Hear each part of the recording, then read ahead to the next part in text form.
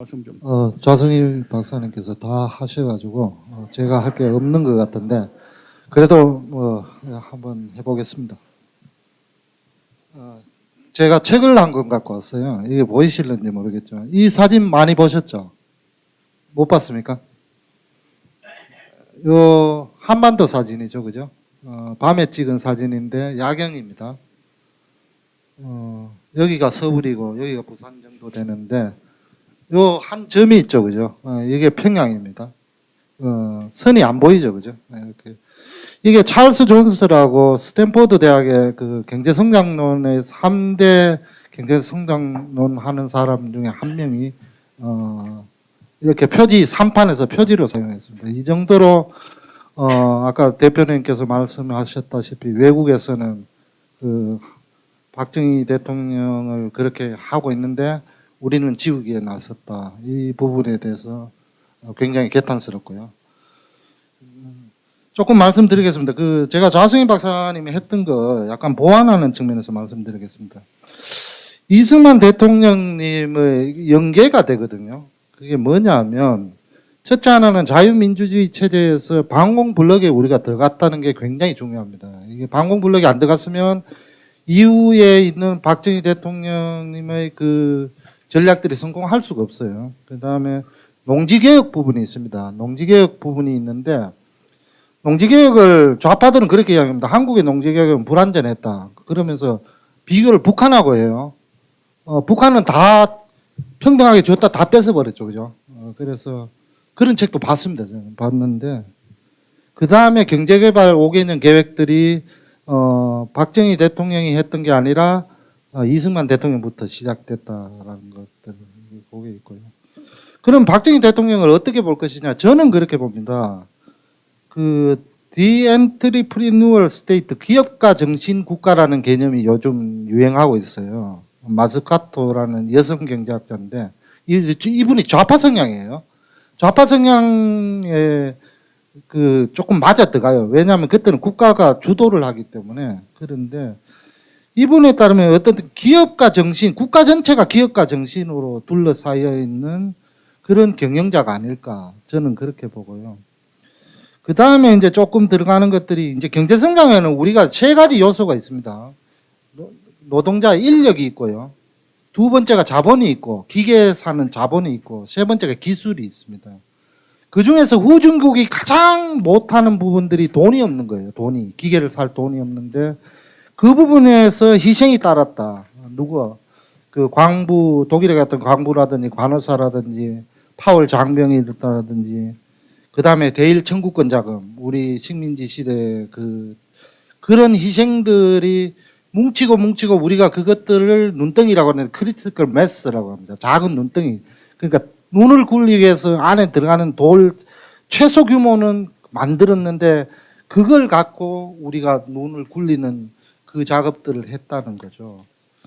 그런데 교육 체계에서도 굉장히 중요합니다. 금호공고라든지 이런 부산기계공고 이 세대는 아실 건데 나오신 분들 계실 건데 그 부분이 중급 숙련 노동자들을 기르고요. 그 다음에 대학의 공대 최고급은 데려왔습니다. 그러니까 해외 학위 따신 분들을 데려오는 이런 작업들을 했는데 그런 것들이 있었고요. 그 다음에 이제 저는 이제 조금 애국주의 부분들을 좀 강조를 하고 싶어요. 자승희 원장님 부분에서 조금 빠졌는데 뭐냐면 우리가 이제 수출 주도를 하면서 경공업 부분하고 중공업 부분이 있는데 경공업이 먼저 하고 예를 들어 가발, 섬유 이런 거 옷 같은 거 먼저 팔았지 않습니까? 신발을. 그런데 거기 돈들을 사투리 쓰면 몽졸이 중화학공업에 투입합니다. 적자 나는 중화학공업에 투입하는데 그러면 그 희생들을 나중에 보전해 줬느냐? 사실상 보전을 못 해줬어요.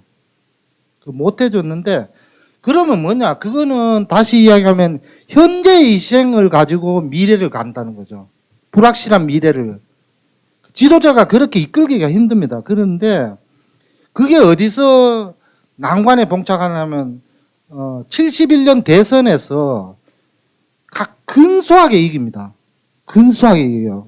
김대중한테 근소하게 이기는데 그때 주고받는 것이 뭐냐면 깨달은 것이 뭐냐면 대중은, 국민은 현재를 바란다. 포퓰리즘에 무너질 수 있다는 그런 굉장한 정도의 긴장감을 가지게 돼요. 그죠? 참아라, 참아라, 참아라 하는데 국민들은 못 참는 거예요. 밝은 미래가 있다 안 보이면 폭발을 하는 거예요. 그래서 뭐 나중에 그게 유신으로 가고 이런 것들은 정치 쪽에서 하시니까 제가 이제 할 부분들은 아니고요. 그러면 박정희 대통령의 경제 발전 전략의 현재성은 어디 있냐? 이 부분들은 좌승희 원장님이 굉장히 많이 하셨어요. 했는데 저도 똑같이 노동개혁이라든지 연금개혁이라든지 공공개혁에서 박정희 대통령 같은 아까 국가 전체를 기업가적인 경영을 하는 경영자로서의 관점에서 지도자가 앞으로 안 나타나면 한국은 크게 희망은 없다. 사실 문재인 대통령이 가장 잘못한 게 그거예요. 처음에 연금개혁 덜 받고 더 주겠다 이랬어요. 그래가 박능후 장관이 보고를 했어요. 그런 게 어디 있습니까? 덜 주고 더 받겠다. 없으니까 그 연금개혁 안 해버렸어요. 5년을 허비해버렸어요. 그러면 뒤에는 미래 세대가 부담이 더 커지는 이런 문제가 생기는데, 그 박정희 대통령 비판에 대해서 잠깐 보겠습니다. 박정희 대통령 비판은 제가 이제 말을 만드는 게 누가 했더라도 대한민국 발전할 수 있었다. 좌파들은 이렇게 표현을 하거든요. 하는데 그 앨리스 암스덴이라고 전 MIT 교수, 이분도 여성인데 그 교육 때문에 됐다. 한국의 교육열 때문에 됐다 이러는데 그 반증을 할 수가 있어요. 그 당시 필리핀 같은 경우는 우리보다 교육 체계가 훨씬 나았어요.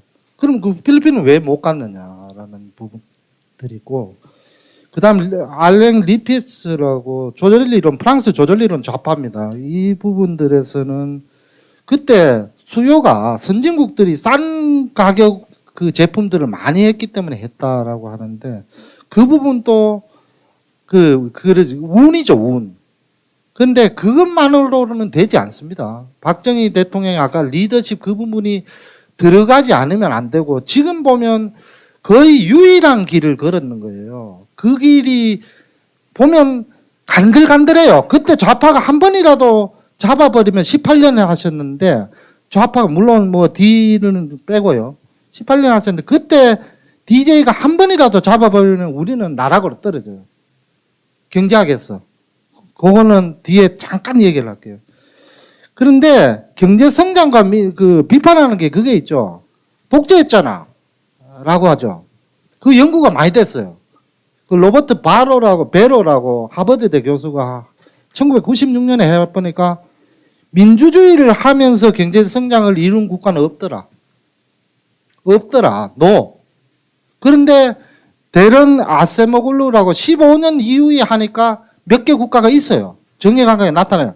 그건 뭐냐면 최근에 와서는 그런 관계가 있지만 박정희 대통령 시대 6, 70년대에는 그게 불가능했다는 거예요. 그게 학계에서 증명이 되고 있습니다. 그러니까 약간의 희생 그러잖아요, 제가.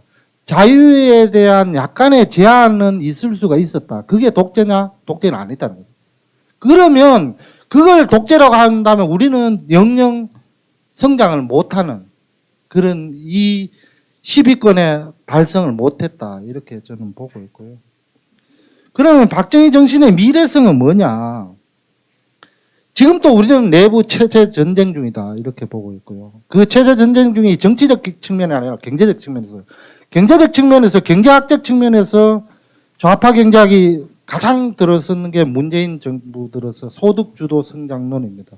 그게 저는 그 배후 뚫으면 예전에 남미에서 유행했던 종속 이론이라고 저는 보고 있거든요. 그렇게 주장하는 학자는 없어요. 그런데 저는 그렇게 주장을 해요. 그렇게 주장을 하는데, 그 다음에 대기업 집단 정책인데, 그러면 저는 최종 이제 마지막 마무리를 하려고 하는데, 박정희 정신의 미래성은 누가 하려고 했느냐? 박근혜 대통령이라는 거예요. 왜?